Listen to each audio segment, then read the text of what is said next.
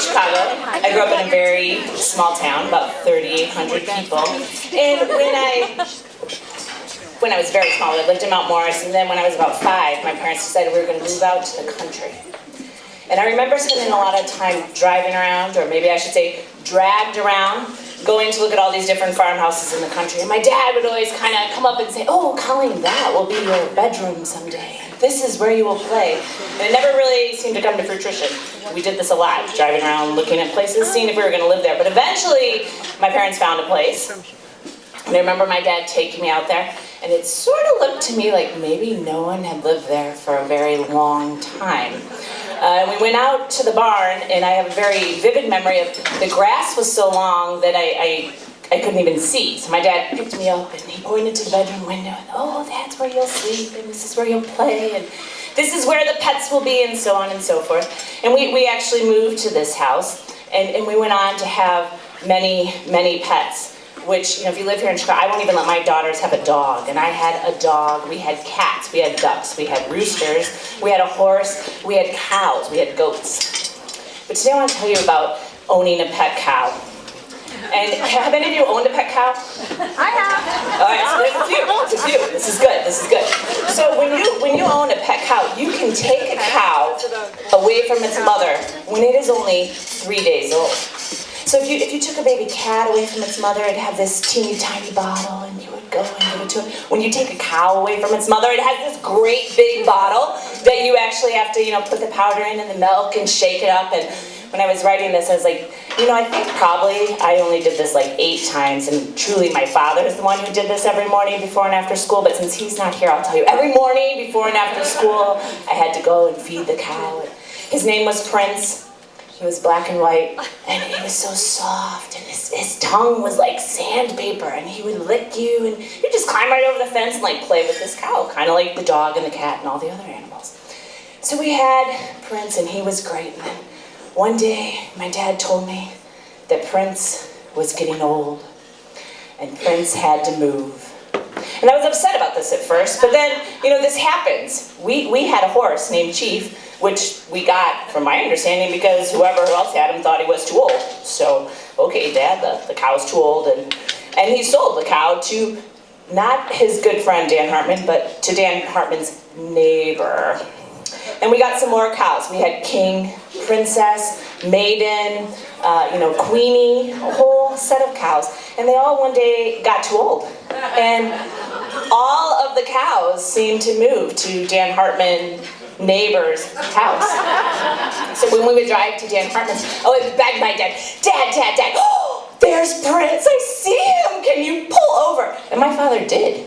He pulled over, and I would pick the grass, and I would walk over to the fence, and I would reach it out, and Prince would come up to me, and it was such a great moment. I visited with Prince. Oh, Dad, I can't believe we saw Prince. There's so many black and white cows in this field.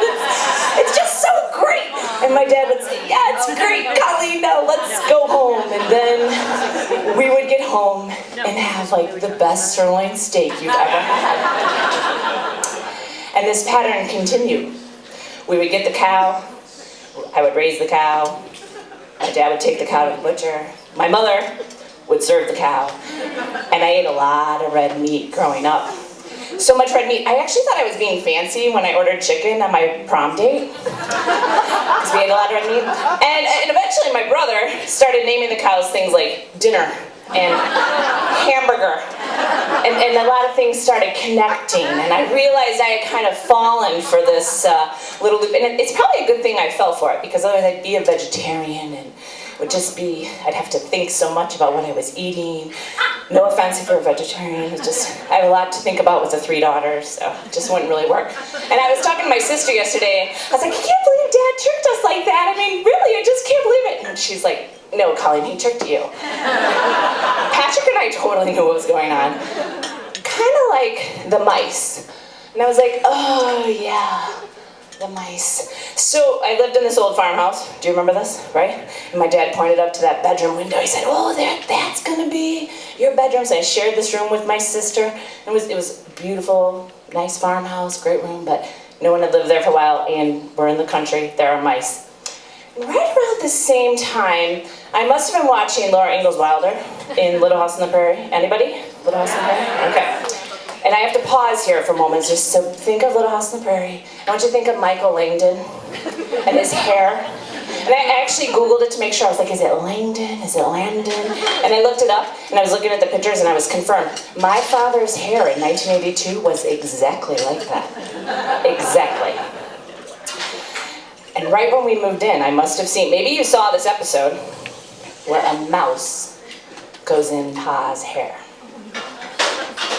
I almost can't talk about it now, because it sort of makes my heart start pounding really fast. Like, I'm like, oh my God, there was a mouse in his hair. He was just sleeping in the bed, and Ma was there, and Mary, and she couldn't see the mouse. Anyhow, this happened, and we lived in the house, and I was sure there was mice, and it was very bad, and the cats weren't going to get them all. So my father told me, oh yes, well, mice don't like noise, so just listen to the radio at night, and you'll be fine. So I did, and I still was convinced I could hear them, and he said, well, Colleen, mice don't climb stairs, so you need to.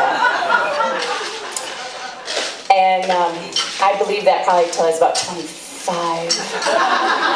And you know, there's a certain truth to it. They probably didn't go up the front stairs. They probably climbed up the walls, or perhaps they went up the pipes. You know, I don't know how they got there, but it was great just to think that there was not mice in my house. And you know, this goes on. My father, other lies he told me.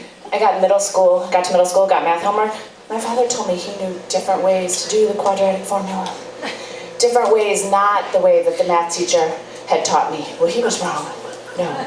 You might be a middle school math teacher, Dad. You might be really good at math, but no, I need to do this exactly the way the teacher told me to. So you just take your lies and you go somewhere else. You know, furthermore, my father was German, and maybe this is where that tradition came from. Santa Claus used to bring my Christmas tree. Like, the whole thing. Like, I went to bed, there was nothing there. You woke up, the tree was there, the lights were there, the presents were there, the ornaments were there. And I always thought the reason our tree kind of had several points on the top and sort of some Charlie Brownish looking parts was because Santa had actually brought the tree from the North Pole. Not that my father had cut it down in the woods next to the beautiful house and actually set it up for me. My father thought I was very talented, which this is questionable. If you are from a small town, you will know that you can be involved in many activities and not actually be any good at any of them. You can sing tenor in the magical choir because there was only 3 boys that auditioned and you sing very, very low. So my dad he went to every choir concert. He went to every basketball game. And when I say like, oh yeah, I wasn't good at basketball, I know some people think, oh yeah, she wasn't good. Like, oh, she sat on the bench. But I mean like the whole team wasn't good. We once lost 64-2. And it was 2 free throws. But you know what? My dad was there. And he was there at every one of those games. And he made me realize, because he was there watching me, that I was doing something worth watching. And because he was there and I knew it was worth watching, he taught me that. He taught me that that was important. He taught me it's important that I can change how I look at the world. If I don't want the mice to climb up the stairs, they don't have to climb up the stairs. If I don't want to eat my cow, I can eat somebody else's cow. And this kind of goes on. Some of the lessons he taught me. One of the more powerful ones he taught me, I ran for student council in the 8th grade. To be in the high school student council, it's a very big deal, in case you weren't. And 8 people were running, including Mark and Zebia, who had just moved to our town like 7 minutes before the election. I'm not even kidding. And I was very nervous that I wasn't going to make it. And you could only vote for 7 people. And I was like, Dad, like, who should I vote for? I only get 7 votes, and there's 8 people. And he's like, Colleen, if you don't vote for yourself, no one's going to vote for you. And you know what? That single thing that he said to me has changed the way I live my life as an adult. If you want to teach a kindergarten class with 34 kids, teach a class with kindergarten with 34 kids. If you want to become a librarian and do this, go ahead and do it. Believing in myself has been an important message, and it wasn't a lie, it was the truth. I needed to believe in myself, and just for those of you who don't want to leave you hanging, I made the student council connection. I went to Colorado in 1993 for the National Student Council Convention, which is like a room full of dorks waiting to take over the world. But it was great. And if you can't vote for yourself, then no one can. And this is something I've hoped to teach my children. Also, some important words from my father would be, if you're going to do something, do it right. And there is more than one way to do things more than one way.